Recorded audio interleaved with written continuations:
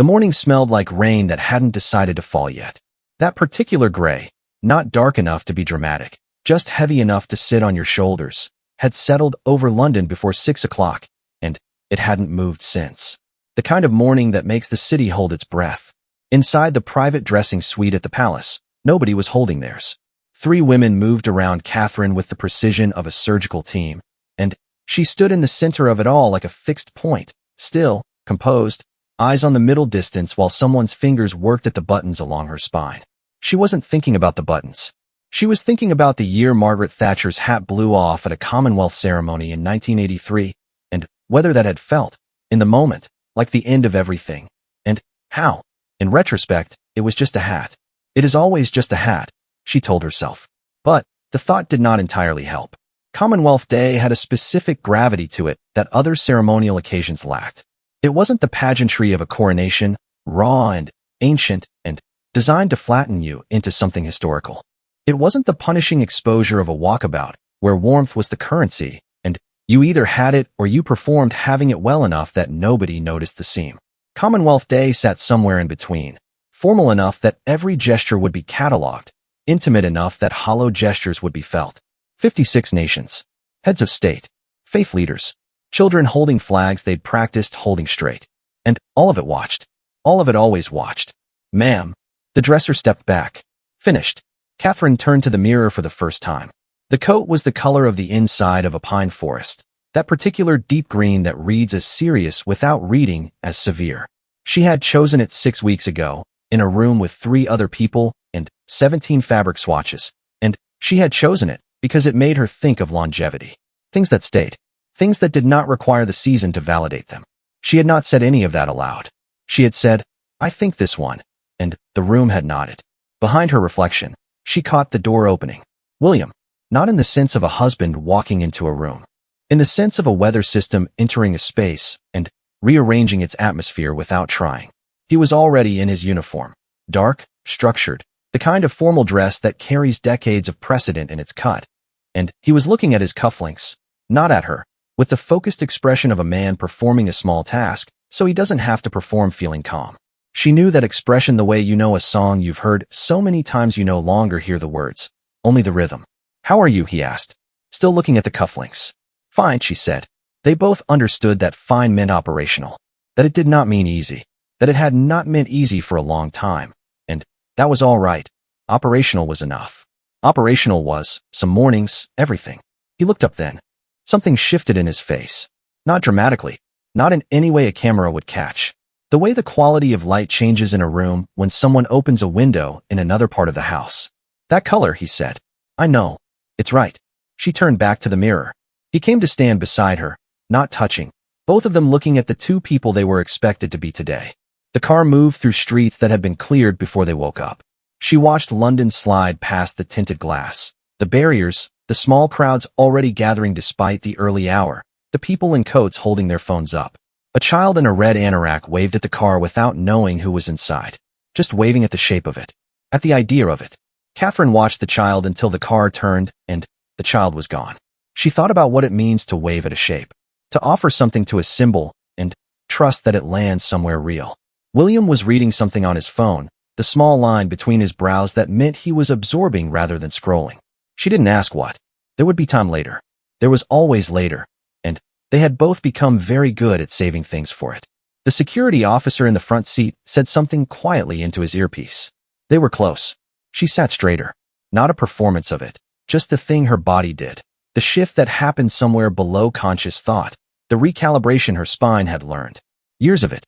The body remembers what the mind is still deciding. William pocketed his phone. "Ready?" he asked. "Always," she said, which was not the same thing as yes. But it was the truest answer she had. The Abbey doors were already open when they arrived. Westminster, at full ceremony, has a specific sound. Not loud, exactly, but present. It hums.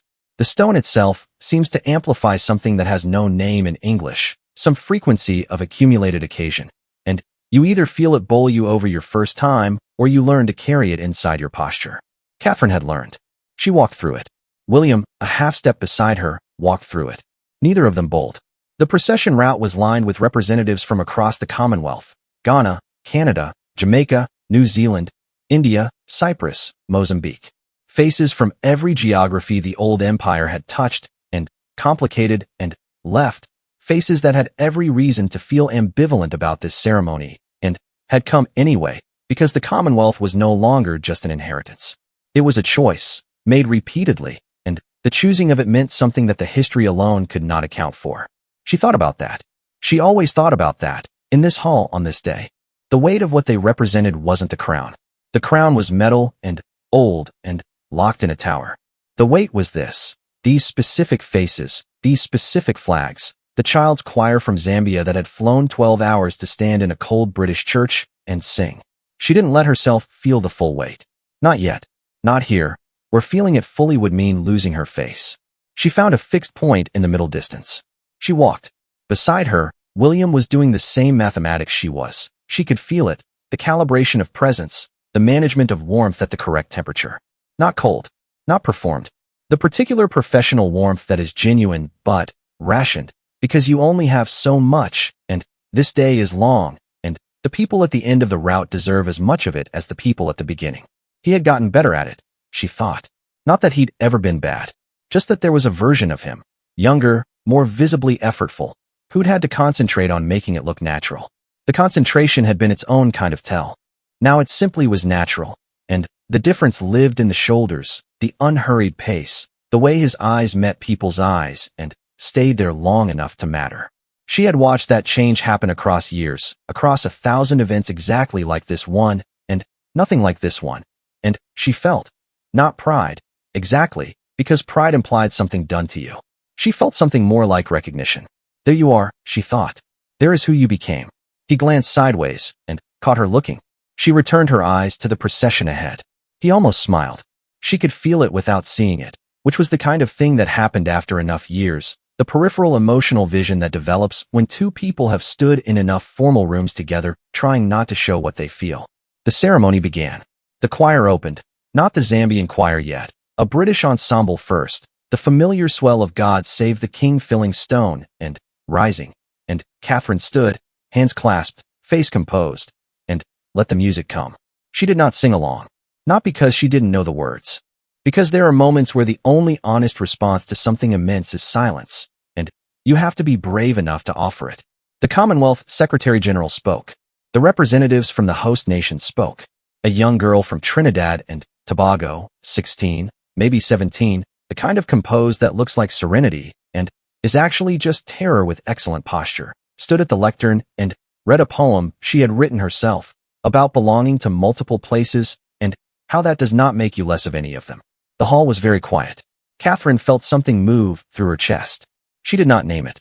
She pressed it down, below her sternum, into the place where she kept the things she'd return to later, in private, when keeping her face was no longer the job. William's hand, at his side, moved half an inch closer to hers. Not touching, just closer. She did not move hers away. The girl from Trinidad had barely returned to her seat before the applause began. Not the polite, even-temperature applause of official ceremony, the other kind. The kind that starts before it's supposed to, that rolls in from the back of a room the way weather rolls in from the sea. And you can feel the moment the front row decides to stop being dignified about it, and just clap hard. The girl stood in the aisle beside her seat and looked at her own shoes. Catherine recognized that. The way you look at something fixed and small when the world briefly turns enormous around you. She had done it herself, in the early years, before she'd learned to receive a room's attention without flinching. You find a fixed point. You breathe into it. You let the sound wash over you until the wave passes, and you're still standing. She caught William looking at the girl too. He was wearing the expression he wore when he was moved and didn't intend to let it past his face. A kind of concentrated stillness, as if any loosening of the jaw would risk everything. She had cataloged that expression the same way you catalog the sound of a particular door in a house you've lived in for years. You don't think about it. You just know. When the applause softened, he turned and said something quietly to the official beside him. A note, she guessed.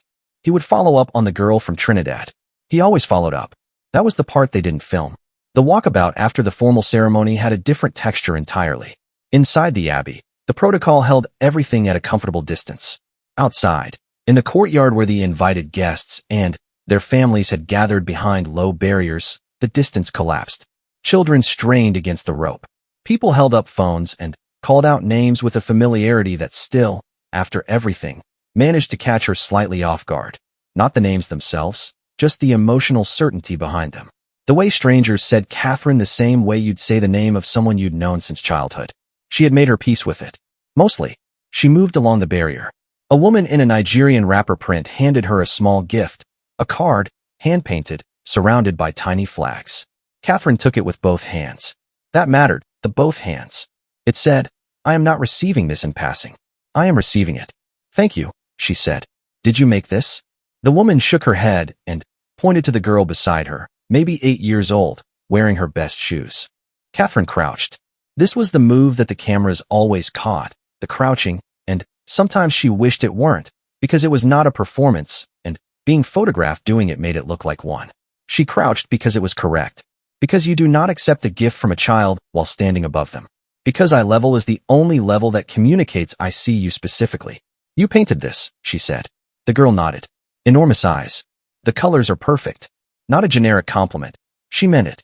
The child had used green and gold and a deep red, and the combination was confident in a way that child artists usually weren't, that instinctive boldness that either gets trained out of people or becomes their entire career. "What's your name?" "Adiz." "Adiz." She said it back, carefully, correctly. "I'm going to keep this. Is that all right with you?" Adiz looked at her mother. Her mother nodded. Adiz looked back at Catherine and said, with extraordinary solemnity, "Yes. I made it for you." Catherine stood. Something in her chest again. The same place. She pressed it down. William had moved further along the line, and she could track him by the particular density of attention, the way the crowd's energy shifted around him like iron filings around a magnet. He was talking to a group of older men in Ghanaian Kent, and whatever he'd said had produced genuine laughter, the sudden unguarded kind, and she watched one of the men reach out and grip his forearm the way you grip the forearm of someone you've decided you like. She kept moving. A small boy, maybe 4, had somehow gotten to the front of the barrier and was staring at her with the uncomplicated concentration of a child who has not yet learned that staring is rude. His eyes tracked her as she approached. Didn't blink. Completely absorbed. She stopped in front of him. He didn't move. "Hello," she said. He continued staring. "Are you having a good day?" she asked. He considered this with scientific rigor. Then, he said, "Your coat is green." "It is. I like green." "So do I." He nodded, satisfied, as if they had reached a formal agreement. Then, he turned and disappeared into the crowd behind him. She pressed her lips together to keep the laugh from being too wide. It was during the reception that she felt it properly. Not the ceremony, not the walkabout. The reception, which is always the hardest part, the long middle of these days, where the formal structure has ended and what remains is 2 hours of conversation managed without a script, where you move from cluster to cluster and ask questions and listen and respond, and you do all of it at a register of warmth that is genuine and sustainable across the full distance. She was talking to the Deputy High Commissioner of something.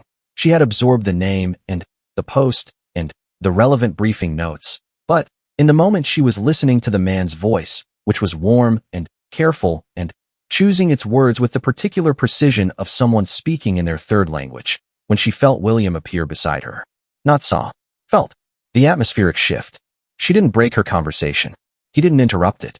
He just arrived and was present in a way that she felt in the side of her face, the way you feel sunlight without turning toward it. The Deputy High Commissioner's eyes moved briefly to William and then back to her, and something in his expression settled, as if he'd been watching to see whether the two of them occupied space together the way the newspapers sometimes described, performatively, parallel, going through the shared motions of a public marriage, and had found that they did not. She didn't know what he saw. She only knew what she felt, which was steadiness. The particular steadiness of someone you have stood beside in enough hard rooms that their presence at the edge of your peripheral vision is the same as solid ground. She did not name that feeling either, but she didn't press it down. At some point in the mid-afternoon, between the reception and the final group photographs, she found herself standing near one of the tall windows while the room reorganized itself into the correct configuration for the camera. William was across the room. He was listening to something being said by an elderly woman in a wheelchair, Sri Lankan, Catherine thought, though she couldn't be certain from here. And he was leaning slightly forward, not performed attentiveness, but actual attentiveness, the kind that lives in the angle of the body rather than the expression of the face.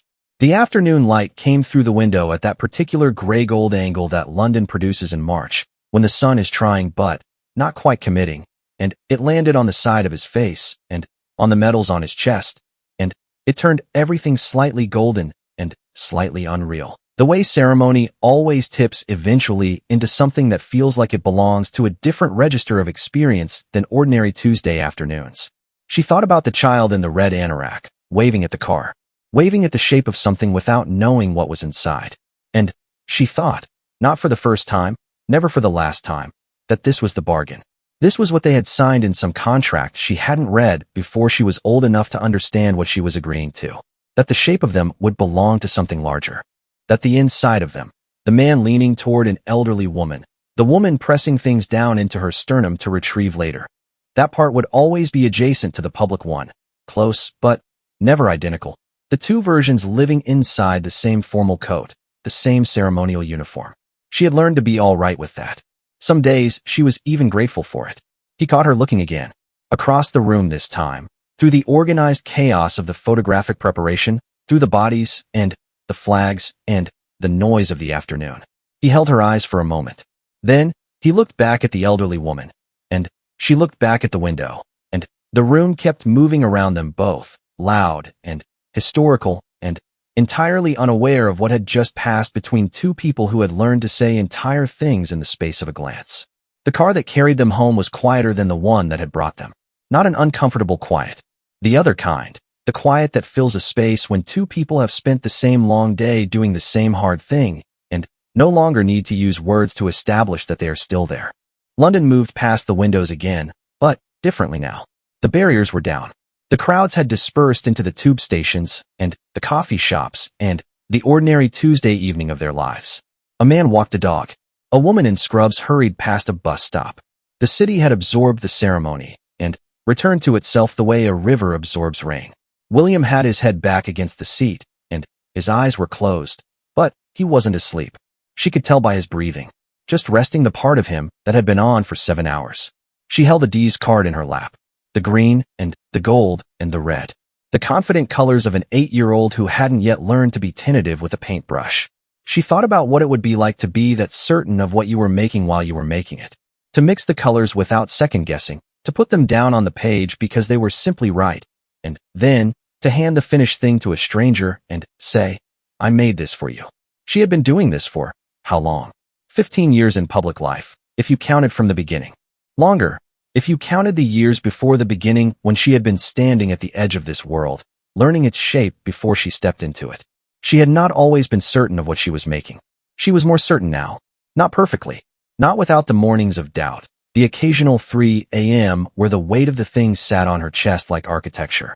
But more certain in the way that time and repetition and choosing it again and again tend to produce certainty in people who are paying attention. She was paying attention. Back at the palace, the evening debriefs had the particular energy of a machine winding down. Staff moving through corridors with the loosened posture of people whose formal duties were over, the day's logistics being documented and filed, tomorrow's schedule already beginning its approach in someone's calendar. She changed, not immediately into something casual. There was still dinner, a smaller thing but still an occasion, but into something that didn't require her spine to know about it. The relief of that. The private relief of a body released from its public configuration. She found herself in the small sitting room that they used in the evenings, the one with the less formal chairs, and the window that looked out over the garden. The garden was dark now, just shapes. She had a D's card on the table. She was looking at it when William came in. He had changed too.